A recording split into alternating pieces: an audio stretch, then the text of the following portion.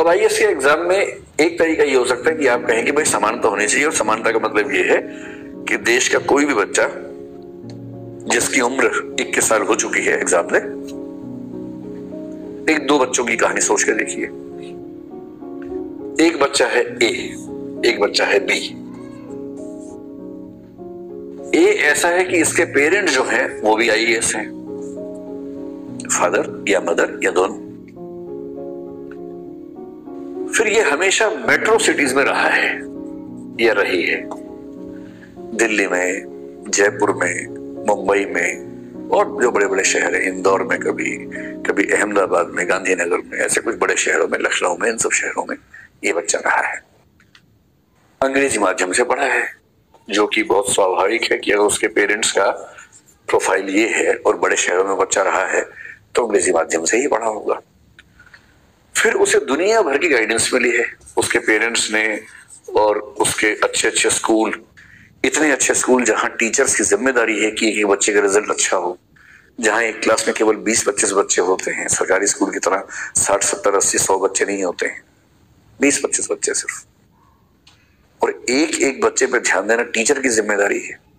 बार बार parent teacher meeting होती है, parents को इन्वॉल्व करके बताया जाता है कि बच्चा कहाँ गड़बड़ है। फिर जहां बच्चा इतने अच्छे स्कूल में पढ़ने के बाद भी काम ठीक से नहीं कर पाया तो उसको उसके पेरेंट्स ने बहुत अच्छे और महंगे टीचर से ट्यूशंस भी लगवा दी है। ये सुविधा भी है। इसके अलावा कई ऐसी एप्स है जिसके कोर्सेज फ्री में उसको दिलवा रखे कि वो जब भी कोई डाउट हो किसी अच्छी सी ऐप पे कोई कोर्स देखे और उससे आगे बढ़े। फिर जब 12वीं क्लास में था तो इसको हुआ कि इंजीनियर बनना है, तो इंजीनियरिंग करने के लिए एक बहुत अच्छे कोचिंग इंस्टीट्यूट से सुविधा मिली पढ़ने की, वहां ये पढ़ा भी। और करते करते इस बच्चे ने लगभग 20 की उम्र होते होते ये ग्रेजुएट हो गया है, और ग्रेजुएशन के फर्स्ट ईयर से इसने आईएएस की तैयारी साथ में शुरू कर दी थी, और 21 साल का होते ही ये आईएएस का एग्जाम देने वाला है, क्योंकि इसको ये भी पता है कि आईएएस बनने का असली मजा कम उम्र में है, ताकि प्रमोशन का स्कोप बहुत अच्छा रहे और ये सेक्रेटरी और कैबिनेट सेक्रेटरी के रैंक तक जा सके, ये इसका मन करता है। खूब इसके पास अच्छी गाइडेंस रही है। एक ये बच्चा है। अब इसके सामने दूसरे बच्चे का प्रोफाइल देख लीजिए। बी बच्चा है, एक छोटे से गांव में इसका जन्म हुआ है। इसके जो दोनों पेरेंट्स हैं वो इलिटरेट हैं, अनपढ़ हैं। उनको बेचारों को सामान्य समझदारी है जीवन के बारे में, लेकिन काला अक्षर भैंस बराबर है, पढ़ाई का महत्व भी नहीं पता।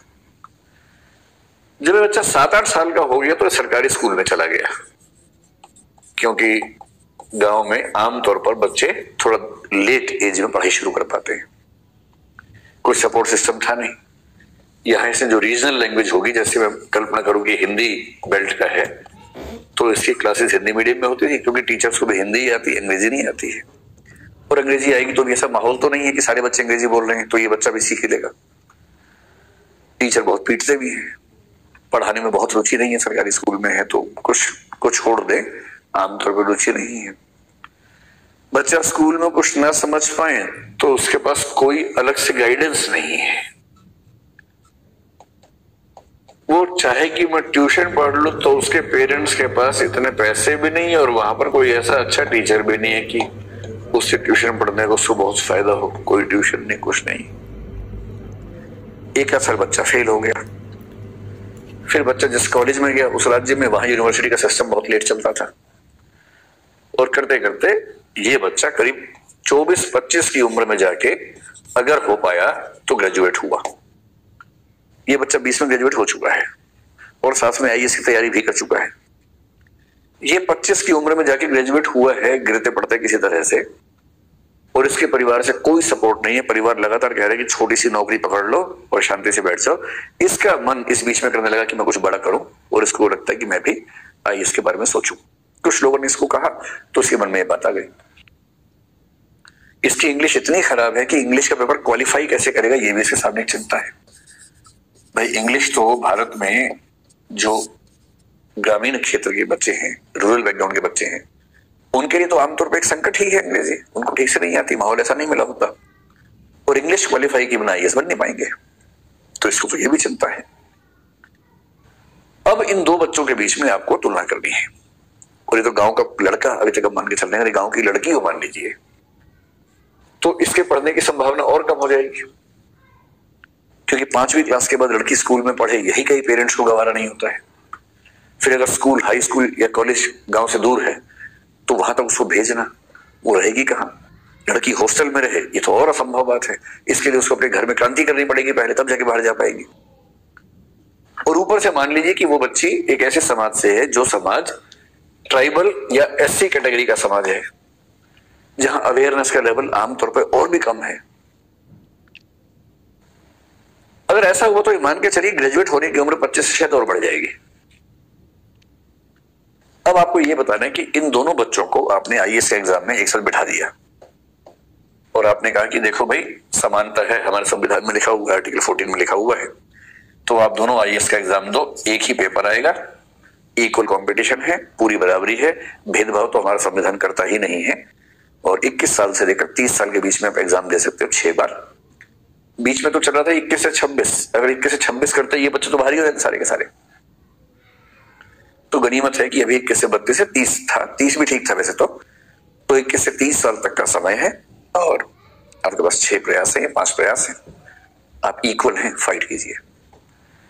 अब आप ये बताएं कि क्या ये दोनों बच्चे सच में इक्वल हैं? और अगर मैं ये कहूं कि ये दोनों एक रेस में शामिल हैं और मान लीजिए कि ये रेस का ट्रैक है, यहां जाके रेस खत्म होनी है, तो क्या आप ये मानेंगे कि दोनों बच्चे एक ही पॉइंट से शुरू कर रहे हैं? या मैं ये कह सकता हूं कि इनमें से ये गांव वाला बच्चा यहां से शुरू कर रहा है और शहर वाला बच्चा यहां से शुरू कर रहा है? इसके लिए रेस को पूरा करने का मतलब इतना ही है, जबकि इसके लिए रेस को पूरा करने का मतलब इतना है क्योंकि इसको तो कुछ भी ऐसी सुविधा नहीं मिली जिस सुविधा की वजह से ये अच्छी स्थिति महसूस कर सके। अब आप ये बताइए कि समानता का सही मतलब क्या होता है और समानता के, इक्वालिटी के सही मतलब पे ही पूरी डिबेट चलती है। और एक कंसेप्ट विकसित हुआ जिसको हम बोलते हैं पॉजिटिव इक्वालिटी, यानी कि समानता का सकारात्मक अर्थ।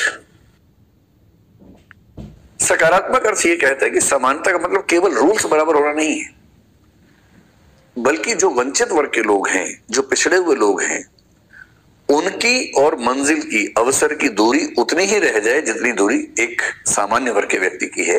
यह भी समानता है। और समानता का मतलब यह हुआ कि जो वंचित वर्ग हैं, डिप्राइव्ड क्लासेस हैं, उन क्लासेस के पक्ष में थोड़ा सा कुछ कदम उठाना, थोड़ा सा फ्लेक्सिबल होना, थोड़ा सा रूल्स को चेंज करना, उनको बचाने का प्रयास करना। जैसे अगर एक बच्चा कमजोर है तो उस बच्चे को कुछ समय तक दूसरे बच्चे की तुलना में ज्यादा दूध देना ताकि उसको सही पोषण मिल सके। यदि एक व्यक्ति की हाइट बहुत कम है, दूसरे व्यक्ति की हाइट बहुत ज्यादा है, तो उनमें बराबरी लाने के लिए खेल के नियम में थोड़ा सा चेंज कर देना। जैसे तुम्हारी हाइट और बास्केट की हाइट में जितना अंतर है, उतना ही अंतर इस बच्चे की हाइट और इसकी बास्केट की हाइट में होना चाहिए।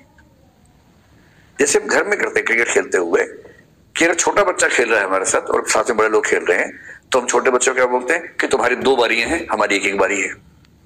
क्यों करते हैं? हम जानते हैं कि उस कंपटीशन में वो टिक नहीं पाएगा, वो जल्दी आउट हो जाएगा, हम लोग जल्दी आउट नहीं होंगे। तो अगर वो जल्दी आउट हो गया तो उसका उत्साह खत्म हो जाएगा, उसका मोटिवेशन खत्म हो जाएगा, उसका खेलने का मन नहीं करेगा। उसके बाद उसका उत्साह बढ़ाने के लिए हम क्या बोलते हैं, तुम्हारी 2 बारियां हैं। फिर हम ये भी कहते हैं कि हमारे लिए बाउंड्री लाइन वो है, उसके पार छक्का होगा, लेकिन तुम्हारे लिए बाउंड्री लाइन ये है, तुमने इसको पार कर दिया तो छक्का मार लेंगे। जब घर की दुनिया में छोटे छोटे लेवल पर हम ऐसे रूल्स फ्लेक्सिबल बनाते हैं, तो बड़े स्तर पे क्यों नहीं? क्योंकि परिवार के स्तर पर हम उन सब बातों को समझते हैं जो समाज का स्तर आते ही भूल जाते हैं। और हीगल ने यही कहा था कि जो फीलिंग परिवार को लेके आती है, अगर वो समाज को लेके आने लग जाए तो समस्या खत्म हो जाए। पर होता क्या है कि जब तक हम परिवार में हैं तो हम चाहते हैं कि हम त्याग करें, और जब हम समाज में उतरते हैं तो हम चाहते हैं कि ज्यादा से ज्यादा संसाधनों को लूट लें अपने पक्ष में, बाकी लोगों को ना मिले। और इसीलिए हीगल ने कहा कि जो परिवार है उसमें जो अल्ट्रुइज्म है, इंडिविजुअलिस्टिक या पार्टिकुलरिस्टिक अल्ट्रुइज्म है, कुछ विशेष व्यक्तियों के प्रति त्याग की भावना है, और सिविल सोसाइटी में, समाज में जो यूनिवर्सलिस्टिक इगोइज्म है, जो सबके प्रति हमारा अहंकार का भाव है, ईगो का भाव है, स्वार्थ का भाव है, ये दोनों इतने विरोधी हैं कि हम परिवार के सिद्धांतों से समाज को चला ही नहीं पाते।